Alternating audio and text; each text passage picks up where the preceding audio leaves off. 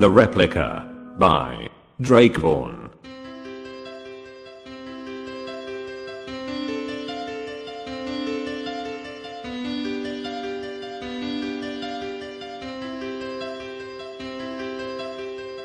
I splashed a handful of water across my sweat-drenched bro, seeking relief from the overheated workout. I'd pushed myself hard on the treadmill, cranking the speed to 7 for the final minutes. As the water drizzled down the basin, my eyes spun toward a black and white photograph hanging on the wall. I gasped, not out of exhaustion, but since my friend Sam was in the picture.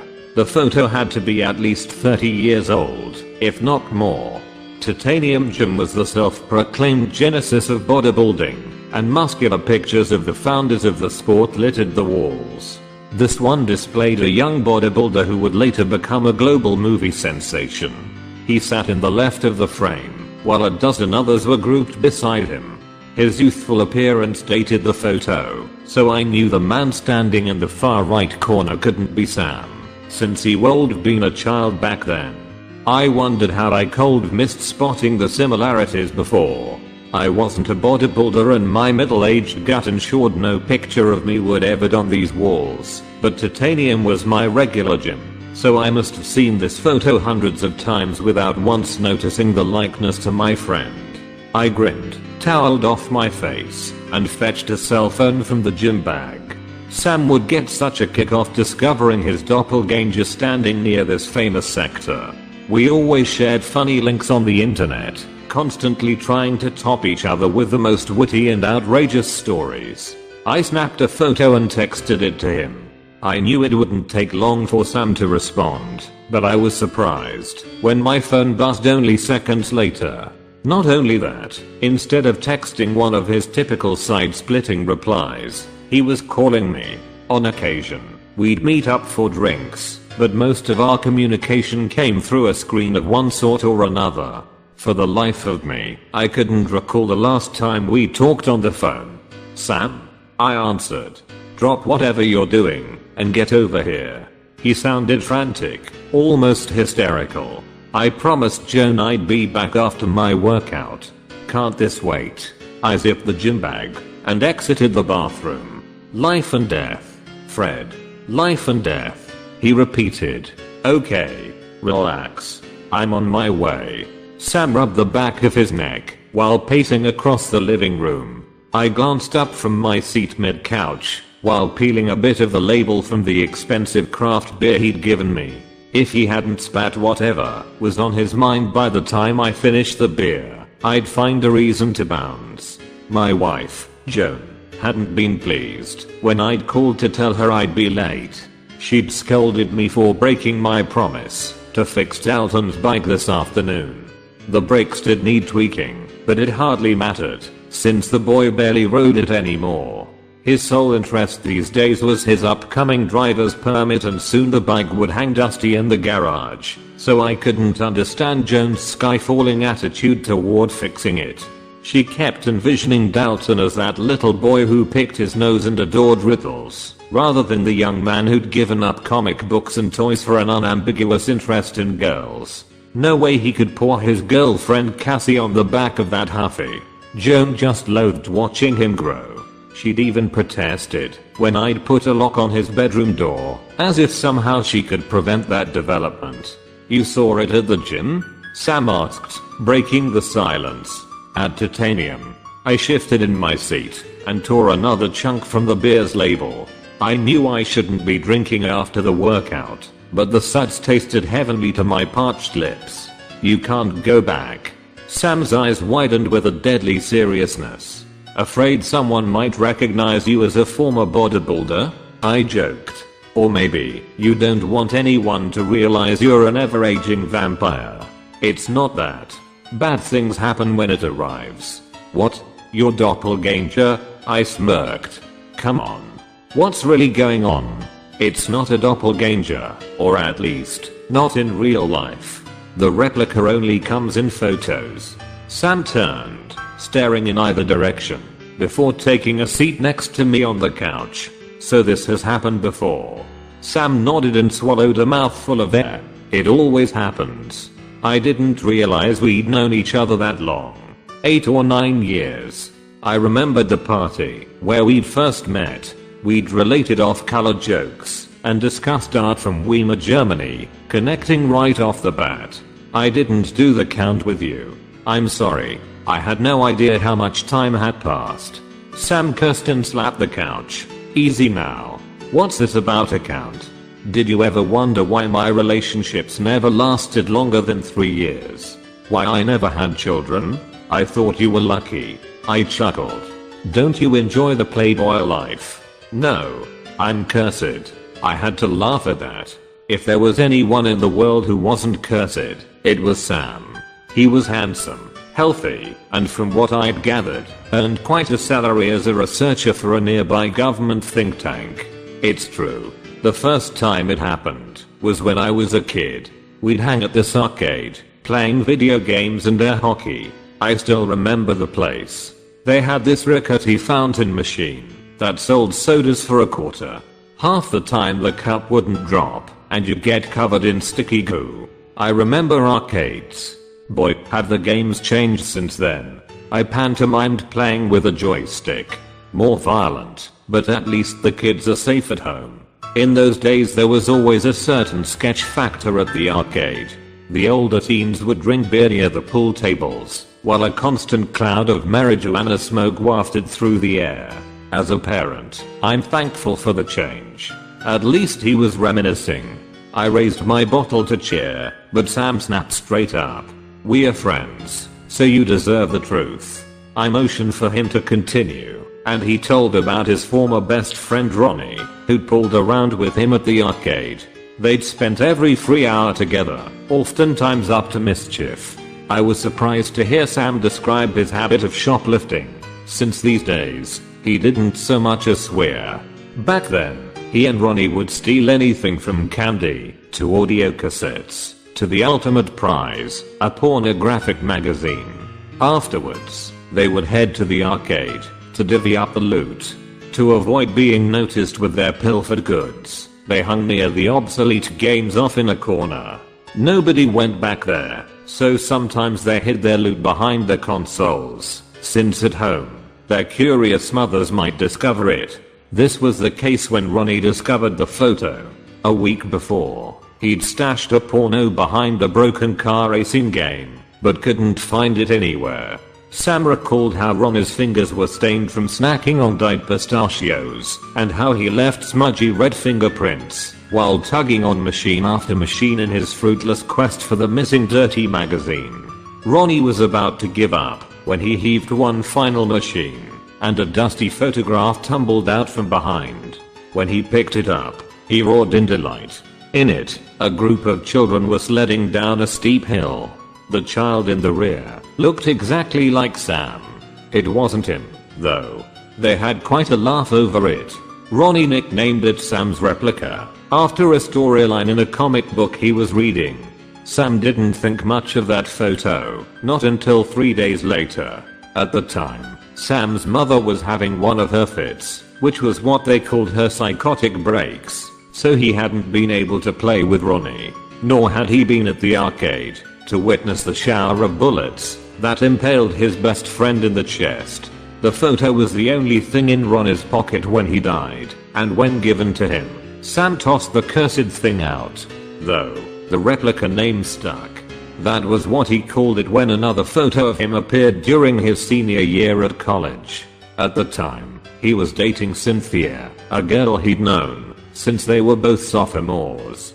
She was perfect for him, smart, witty, and beautiful in an unorthodox way. She had long purple hair, a nose ring, and tattoos far before they'd reached mainstream popularity.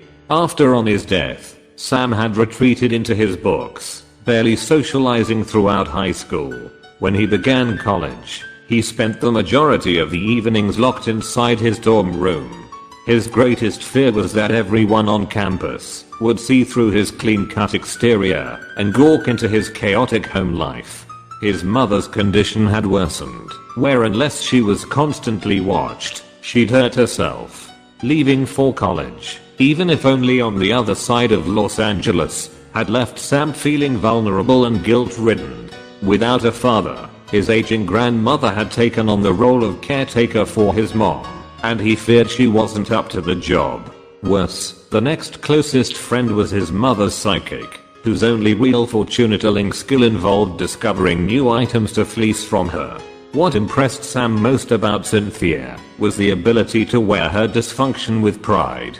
Unlike the other girls who posed all proper while peacocking for the boys, Cynthia spoke her mind, no matter how off-putting. As their relationship blossomed, they recounted stories of their broken homes, finding common themes Sam never thought he could tell anyone. More than that, they shared music, a passion they indulged almost as frequently as their love life. Due to their shared fervor, Replica Records, a local second-hand store near campus, became one of their favorite hangouts. Compact discs were relatively new at that point, so everyone was selling off their old record collections to upgrade. Everyone but Sam and Cynthia. They bought whatever they could afford, rifling through the dollar bin on almost a daily basis. The manager at Replay Records knew them both, and would oftentimes save some of the more interesting albums in the rear. Cynthia always beamed whenever she entered the store, and had no problem flirting with the employees if she thought it might lead to a discount. Though, at the end of the day, she always ended up with Sam, sharing the new tunes. She did keep one album a secret. It was midterm week, so he hadn't been around, instead spending his time studying in the library. When she insisted he meet up to witness the score of a lifetime, he'd blown her off to catch up on his reading. Sam paused as a smattering of tears welled in his eyes. He whimpered something inaudible and sniffled. My beer was empty, so I broke the silence by offering to fetch a refill. He agreed, and when I returned, he'd composed himself enough to continue. He'd scoured the police reports afterwards, unable to comprehend the news.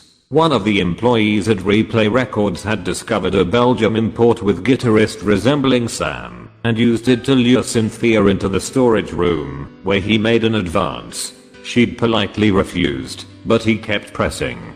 The other employees heard the commotion, but he'd locked the door, so they were helpless as he tackled her to the floor. The crazy employee had a hunting knife, which he used to shear off her dress. When he dug too far and slashed her shoulder, she shrieked. He yelled for her to shut up, stating she knew nothing about pain. Not like he did. When she refused to stop, he decided to teach her a lesson by severing her right nipple. I choked on a mouthful of foamy beer, almost throwing up. Sam was rocking on the couch, so I reached to steady him, but he slapped my arm away. Something in my startled expression must have caught him, since he bowed his head and settled. I visited every day while she was in the hospital, but after she was released, she decided to travel to her father's house in Ohio. I insisted on coming along, but she told me she needed space. I respected that. How couldn't I? Not after what she endured. Of course, I replied. She killed herself there. I'm so sorry. I never meant to trigger all this with that photo. Let's just forget I ever sent it. I checked my watch and realized the time, but I couldn't get up and leave after that. What? You think that replica at Titanium was the first that appeared after Cynthia? Sam chuckled. They keep coming and coming. Every time I meet someone, eventually it displays its rotten claws. Happens so often. I know the exact number of days. 997. What a weird curse. Not 666 or something that makes sense. Sam laughed some more, but it emerged as a cackle, almost sinister. Nothing's going to happen to me, I reassured. I'd known Sam for a long time, but I couldn't believe this nonsense. I sensed he might be slipping down the same path as his psychotic mother. I wondered the best way to suggest he seek therapeutic help. I know nothing is going to happen to you, Fred. I exhaled, hoping he'd regained his senses. As long as you never return to where you spotted the replica, you'll be fine. Although, our friendship is over. Otherwise it'll keep coming and coming. Don't say that. You know I'm always there for you. I wrapped my arm across his shoulders. Promise you'll never go back to titanium. I nodded in agreement, even though I didn't mean it. I rubbed my hands together while glaring at Sam's condo. A brisk wind slapped my face as I waited for the fleecy hug of the morning sun. I'd stood in the carport for over an hour in the dark, lingering like a crazed stalker. I guess, in a sense, I was. As much as I could ignore his cookie behavior during our last visit, when it came to my son, this couldn't be dismissed. I promised I wouldn't hit him, but the longer I loitered in the cold, the more my hands knotted into purple-knuckled fists. I thought about texting, but considering Sam had ignored all my attempts to communicate for the previous 2 weeks, it seemed like a futile gesture. According to Mary, one of our mutual friends, I didn't need to worry. She'd checked up on Sam after sensing my concern, even though I hadn't gone into the details of our peculiar conversation. According to her, he was doing fine, sober, and appeared mentally sound. I insisted he required help, but she refused to get involved in whatever beef was going on between us. I'd relented, deciding he couldn't get help until he was willing to ask for it. So I stopped trying to contact him, hoping space might heal the relationship. I even avoided going to titanium, perhaps believing if I followed all his Hock'em rules, things would get better between us. Or maybe that was the exact excuse I needed to be lazy. Either way, I was never athletic, but taking 2 weeks off from any physical release had left me feeling cranky and depressed. So when Dalton returned home yesterday and told me what had happened, I was already primed to explode. Bad enough Sam had tried to contact me through this passive-aggressive manner, but involving my son had taken it a step too far. I could handle the hand grenade tossed onto our friendship, but never one flung at my family. As the front door to Sam's condo opened, I pressed close to the shadows, waiting for his approach. He strode with a brisk pace, perhaps fearing being late for work. I hoped he wasn't in that much of a rush, since there were a couple of things that needed to be discussed. My son. Really? What's wrong with you? I lunged out, blocking his path. I understand, Fred. I do.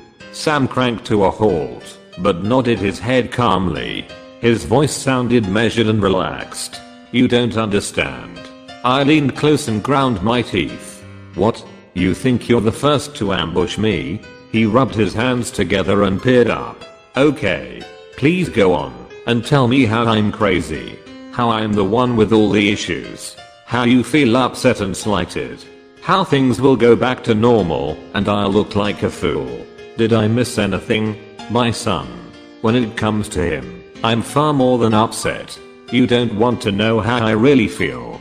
No, I don't. He glared at me. I don't want to know about you or your son, because I don't want either of you to be hurt. You must think I'm an imbecile to believe that. I yanked out the collectible card Dalton had given me yesterday. The man pictured on the card was obviously Sam. He was dressed in an athletic uniform, number 38, and clutched a lacrosse stick across his chest. He sported a massive grin, as if scoring the game-winning goal, or perhaps a Titanic prank. That's not me, Sam insisted. No, it's Jess Boyle. That was the name printed on the card, but when I checked the roster for the Ohio machine, nobody by that name had ever played lacrosse for them. The internet made tracking down that kind of information quite simple. The only reason Dalton had decided to show me the card was because Jess Boyle wasn't listed on the trading sites, and he hoped it might offer some rare value. When I saw it, I exploded, demanding to know where he'd found it. He told me he'd ridden his bike to the Venice boardwalk to watch his friend skateboarding at the rink, and while his back was turned, some joker had peppered his bike's spokes with lacrosse trading cards. How long were you watching my son until you could creep up and plant this on him? What kind of weirdo are you? I told you the truth already. We can't meet anymore, otherwise you'll be in great danger. Sam folded his arms and nodded as if scolding a toddler. As if all this wasn't his doing. Until this point, I never knew the depth of his pathology. The curse. I know. But I've had some time to think. The first option is you're telling the truth. Even so, what kind of friend doesn't give a heads up about something like that? No warnings. Not a single word. Nothing. I've told people before, but that always ends badly, so I stopped. Second, I continued, ignoring his simplistic excuse for being such a rotten friend. This is all make-believe. A narcissistic cry to be noticed. So when I ignored your nonsense, you target my son knowing that will get my attention. Well, I'm here. What do you need to say? Nothing. Sam stared at the ground. I get it. You needed to know you could have my attention, if you wanted it. I never knew how messed up you are. Don't worry about any great harm coming from us meeting, since this will be the last time I ever see you. Where did your son find that card? Sam glanced up. Enough. I yelled. You'll never mention my son again. And if I find you anywhere near him, not only will you have the police to worry about, but I'll come after you. Understand? It's important to know where he. Do you understand? I interrupted with a firm stomp. He nodded. Good. Now go eat a bullet and make the world a better place. I dropped a .45 shell and stormed off to leave him pondering that two could play at this great danger game. I grunted, offloading the 3 bicycles from the rear of the Subaru Forester. Dalton grabbed his and Cass's, wheeling them toward a rack situated on the sidewalk next to the Santa Monica Place Mall. He'd brought along his own lock and chained the bikes together in what I assume he thought was a romantic gesture. I grinned, though Dalton had made it clear my role as a chaperone was to act as distant as possible. That wasn't feasible after everything with Sam. So when Dalton had asked me to drive him to the movies, I'd insisted on tagging along. I had no interest in the superhero blockbuster they wanted to see, but the bike ride down the beach path afterwards sounded nice. They would be fine without me at the movie, but I waited in the lobby until they disappeared inside. Then, I took a stroll around the perimeter of the mall, scanning all the shoppers. No sign of Sam. As I stood atop the 3rd story, glaring into the open-air courtyard in the center, I got the itch to work out. The movie spanned almost 3 hours, so I'd have plenty of time to hit the treadmill and be back for the credits. More than anything, I loathed being on a constant watch and realized how Sam's paranoia had crept into my head. The idea of escaping into my music and sprinting away all my troubles sounded ideal. Standing there on watch was only validating Sam's madness, and I felt the need to prove him wrong. So I made the decision, shot Dalton a text of my plan, and headed over to Titanium. However, before I dashed into the rear to jump on a treadmill, I had to make one stop to prove my point. I entered the bathroom with the photo of Sam's replica hanging on the wall. The picture hadn't changed since my last visit. I kissed 2 outstretched fingers and tapped it. Once on the treadmill, I started with a brisk pace, and after 10 minutes increased the speed to 5. Usually, I ran at a 6 or 6.5, but having taken some time off, I found 5 to be a bit taxing. I cranked the level on my headphones, blasting punk music from my youth. A basketball game played on one of the TV sets hanging from the ceiling, so I imagined dashing down the court, readying for the game-winning shot. It wasn't until the game ended when I noticed the treadmill had bumped into a slight incline. With less than 10 minutes remaining, I'd lost most of my juice, so I hit the button to lower it. The gears remained in place, so I pressed it again. The treadmill remained stuck. Only when I squeezed a 3rd time did it shudder, but instead of lowering, it began to rise.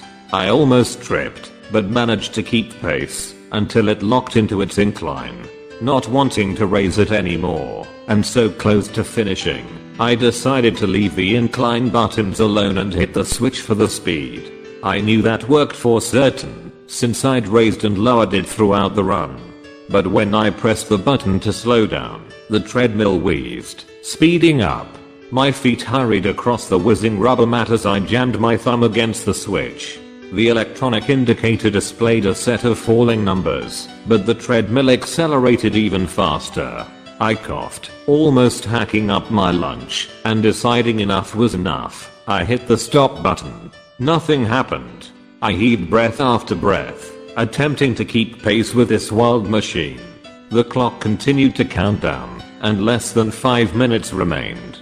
I doubted I could last another 30 seconds at this demonic pace, so I grabbed onto the side railings, steadying to jump off. When my fingers pressed against the handhold, I fumbled, unable to find a grip.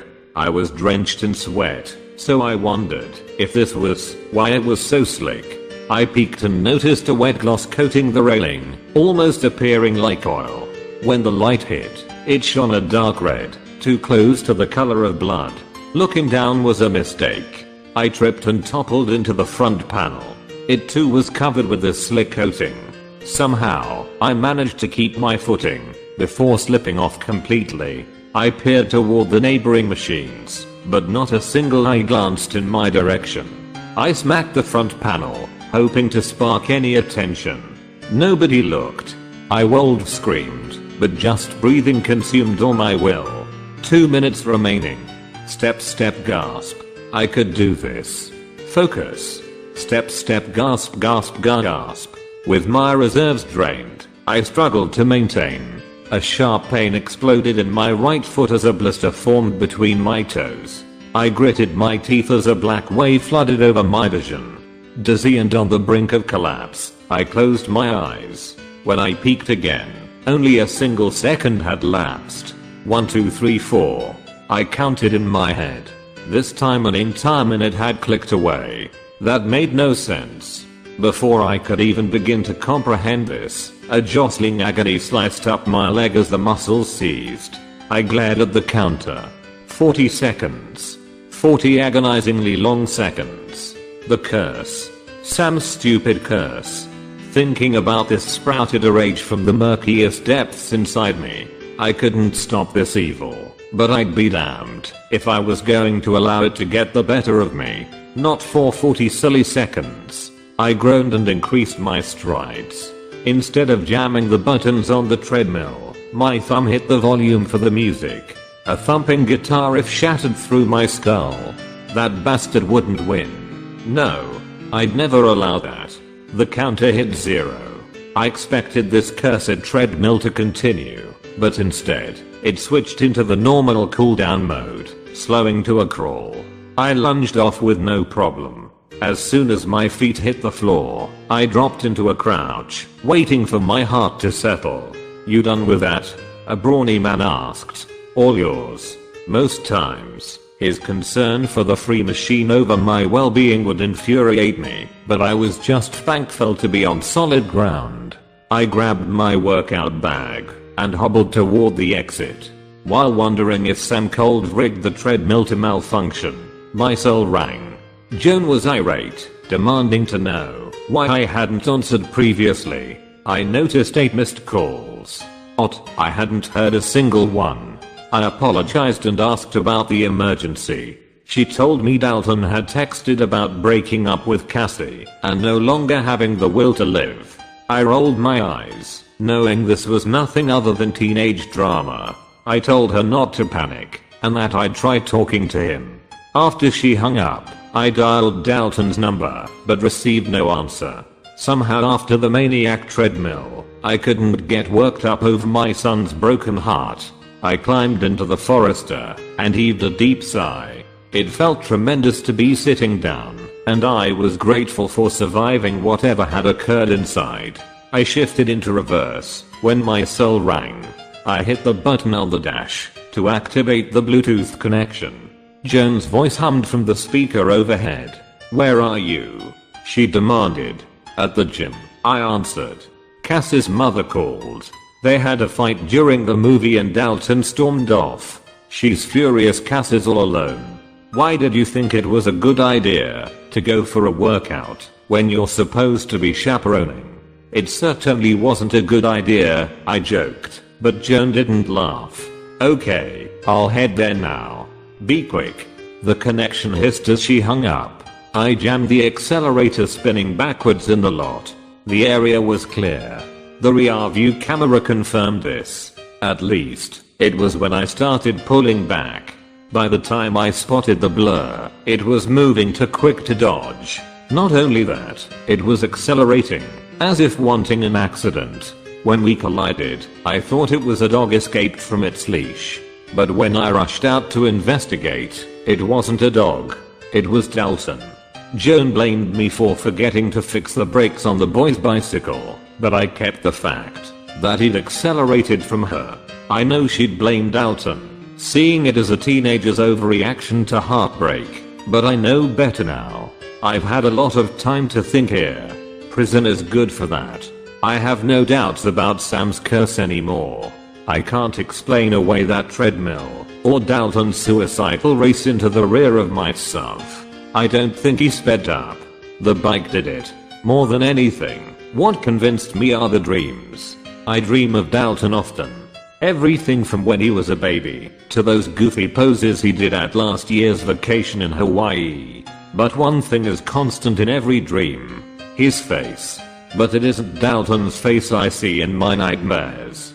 It's Sam superimposed on his body. Every time. Without fail. Worse, yesterday I spied Sam's replica in a book I checked out from the prison library. My sentence for vehicular manslaughter isn't long. I'm expected to be released next month. I fear that will never happen.